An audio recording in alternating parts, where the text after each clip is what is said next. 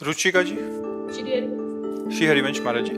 महाराज जी, आपको कहते सुना है कि गृहस्थ जीवन में भगवत प्राप्ति आसान है मुकाबले विरक्त के, लेकिन एक गृहिणी के जीवन में बहुत सी चुनौतियां कठिनाई होती हैं, इसलिए मन में भाव आता है कि अगले जन्म में ब्रिजवास मिले और विरक्त वेश में।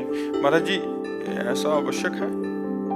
ब्रजवास मिले तो बढ़िया बात है, विरक्त भेष भी मिले ये भी बढ़िया बात है, लेकिन विरक्त भेष कितनी कठिनाइयों से गुजरता है, मतलब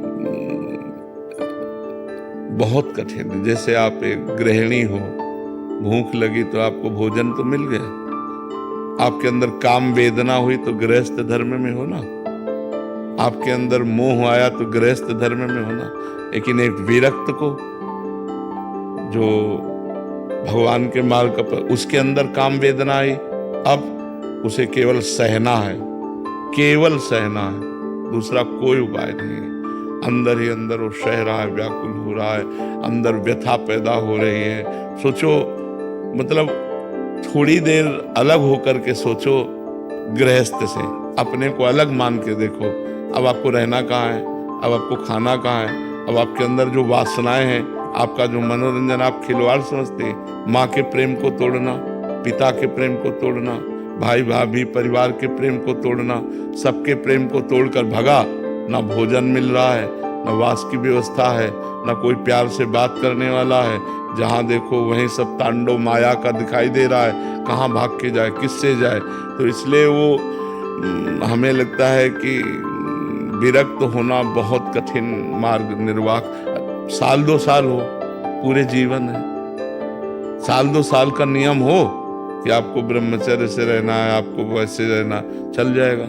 पूरे जीवन नियम से रहना, मान लो 40 साल 50 साल संयम से रहा और थोड़ा सा गलती हो गई तो कोई मानेगा क्या उसको? गलत ही तो मानेगा उसको कि गलत है, ये गलत ही माने। ये नहीं मानेगा कि 50 साल से लड़ रहा है, आज कहीं फेल हो गया तो चलो क्षमा करो, आगे बढ़ो।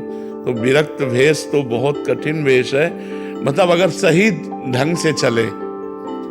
अब इधर उधर खान पान वो बात अलग है, लेकिन सही ढंग से चलने में तो हमें लगता है गृहस्थी में एक जैसे किले के अंदर रहकर लड़ाई लड़ना और एक मैदान में युद्ध करना। तो मैदान में युद्ध है, खुले चौड़े पर मैदान में युद्ध है संत का, और गृहस्थी में किले के अंदर की लड़ाई है।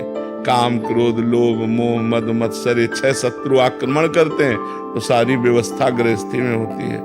आप उनको भोग करके उनके प्रति घृणा करके निकल सकते हो, लेकिन वो ना भोगा है और घृणा करता है तो मन उसी में आसक्त हो रहा है, बार बार उसको विक्षेप पड़ता है बार बार, पर भजन के प्रभाव से धीरे धीरे फिर उनको दबा कर आगे बढ़ता है। तो हमें लगता है ये मांगो कि प्रभु मुझे चाहे गृहस्थ में रखो चाहे विरक्त में, पर आपके चरणों का चिंतन बना रहे, ये मांगा जाए।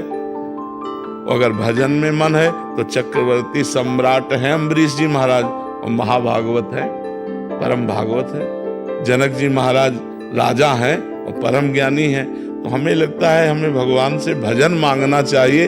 गृहस्थ विरक्त जहाँ मन आवे तहाँ रखो, पर हमारा मन हमारा चित्त आपके चरणों में लगा रहे। क्यों? हमारा मन भगवान में लगा रहे, ये खास बात है। गृहस्थ विरक्त कोई खास बात नहीं है। गृहस्थी में वो भजन कर रहे हो बहुत बढ़िया है, विरक्ति में वो भजन नहीं कर रहा तो बेकार जीवन है। तो हमें विरक्ति या गृहस्थी की तरफ ध्यान नहीं देना चाहिए, हमें भगवान की तरफ ध्यान देना चाहिए, भगवान की तरफ। अच्छा, सबसे बड़ा विरक्त वो है जिसके अंदर कोई भोगों की इच्छा नहीं। आप अगर गृहस्थ में रहकर कोई इच्छा नहीं करती, पति की सेवा में परिवार की सेवा में पति की इच्छा का पोषण कर रहे हैं, हमारी कोई इच्छा नहीं, तो आप संत हैं, आप भगवान की प्रिय भक्त हैं। तो हमें लगता है हमें भक्त बनना चाहिए, भगवान का चिंतन करने के लिए, भगवान के लिए तड़पना, भगवान के लिए रोना, ये कहीं भी हो सकता है। हम अगले जन्म के लिए क्यों निमंत्रण दें? हम इसी जन्म में भगवान का चिंतन करके भगवान को प्राप्त हो। क्यों? इसमें ऐसा बोला जाता है कि तुम गृहस्थ में हो, तुम्हारा परिवार है, पहले उसको देखो। हाँ, तो अच्छी बात है, परिवार रूप में भगवान है, उनकी सेवा करना चाहिए। अब हम सुबह से लगे आप लोगों की सेवा में, तो हमारी भी तो विरक्त होकर के क्या हम कर रहे हैं? संसार की तो सेवा कर रहे हैं, तो तुम्हें भी तो परिवार की सेवा करनी है। विरक्त का मतलब थोड़ी कपड़ा रंग करके बैठ जाना, बैठना नहीं है। समाज की सेवा करो, भजन करो, संयम से रहो। वही बात गृहस्थी में, अच्छे आचरण करो, नाम जप करो, परिवार की सेवा करो, क्या परेशानी है? मेरे पति में भगवान, मेरे पुत्र में भगवान, मेरे परिवार में भगवान, सबको प्यार भरा जीवन, तो कितना बढ़िया जीवन है, कितना बढ़िया जीवन। जो हम प्यार आप सबसे कर रहे हैं, वही आप प्यार अपने परिवार, अपने मोहल्ला, अपने नगर, अपने देश से करो, नाम जप करो, वही तो भक्ति है। भक्ति का मतलब कोई बाहर भाग के जाना थोड़ी, कहाँ भाग के जाओगे? महाराज जी, वर्तमान परिवेश में भाई जी जैसे लीला दर्शन, लीला परिवेश हो सकता है? बिल्कुल हो सकता है, पर भाई जी जैसा भजन होना चाहिए। श्वासोश्वास के अगर अभ्यास हो, हाँ, भजन हो। उनके शरणागत हो। हाँ, कुछ बात ऐसी होती है कि कभी कभी भगवान के कारक पुरुष आते हैं। जैसे भाई जी हैं, वो कोई साधक नहीं है, वो कारक पुरुष है। लाखों लोगों को भगवत भक्ति में लगाया, लाखों लोगों को भगवत प्राप्ति का मार्ग दिया, आज भी दे रहे हैं, आगे भी देते रहेंगे। उनकी वाणी में अपार सामर्थ्य है। तो कुछ कभी कभी अवतारी पुरुष होते हैं जो भगवान के विशेष अंश से प्रकट होते हैं, विशेष भगवान उनमें पावर देते हैं। तो भाई जी को ऐसा पावर मिला हुआ था राधा माधव की भक्ति का प्रकाश करने के लिए कि लाखों लोग भगवत प्राप्त हो गए भाई जी की वाणी। इसको प्रेरणा स्रोत मान के, गृहस्थ में रह के, राधा बाबा जैसा मान के अगर अभ्यास करें महाराज जी, बिल्कुल बिल्कुल, तो जरूर हम उनकी, हाँ जरूर हम उनकी कृपा से, उनके द्वारा बताए मार्ग पर चलकर जहाँ वो जिस लक्ष्य में राधा माधव के चरणों में है, वहीं हम पहुंच जाएंगे। इसमें एक सत्संग में आपने कहा था कि आपने तेज साउंड में नाम का अभ्यास किया, जी, तो क्या गृहस्थ में, व्यापार में उसी लीला से स्वरूप अवस्था पा सकते हैं? बिल्कुल पा सकते, बिल्कुल बिल्कुल। अभ्यास करना, हाँ अभ्यास करना चाहिए। आज भी हम अभ्यास में ही हैं, आज भी हम अभ्यास में ही हैं।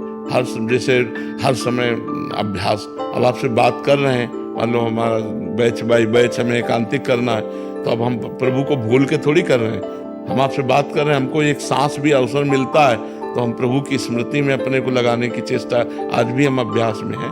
अभ्यास योग युक्तेन चेतसा नान्यगामिना, चित्त कहीं जाए ही ना, केवल प्रभु में रहे, ऐसा जीवन भर अभ्यास करना पड़ता है। 2 वर्ष पहले राधा वाटिका महाराज जी से शरणागति ली थी जी तो सतत अभ्यास है, सतत सत्संग आपका है, जी, किंतु कहीं कुछ रुकावट है जो आगे बढ़ो। वो नाम के द्वारा नष्ट हो जाएंगे, आपको चिंता नहीं करनी, नाम के द्वारा।